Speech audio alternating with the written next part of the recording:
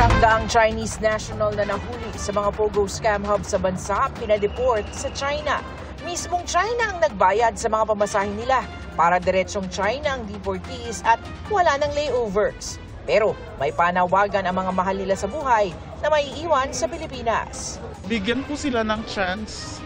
Oo, kung wala naman pong mga case na nakasangkot ng mga illegal gun, bigyan po ng chance na mapalaya po.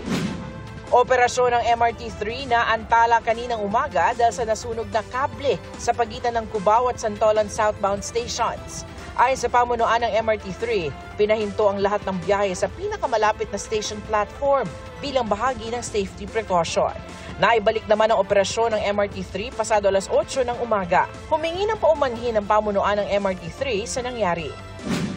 Dating Negros Oriental 3rd District Representative Arnolfo Teves Jr. isinugod sa ospital matapos makaranas sa matinding pananakit ng tiyan.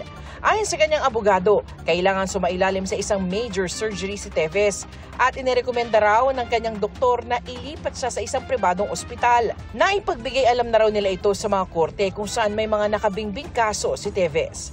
Ayon sa isang source, sasailalim sa emergency appendectomy ang dating kongresista. Para sa GMA Integrated News, ako si Salima Rafran, ang inyong saksi. Mga kapuso, maging una sa saksi. Mag-subscribe sa GMA Integrated News sa YouTube para sa iba't ibang balita.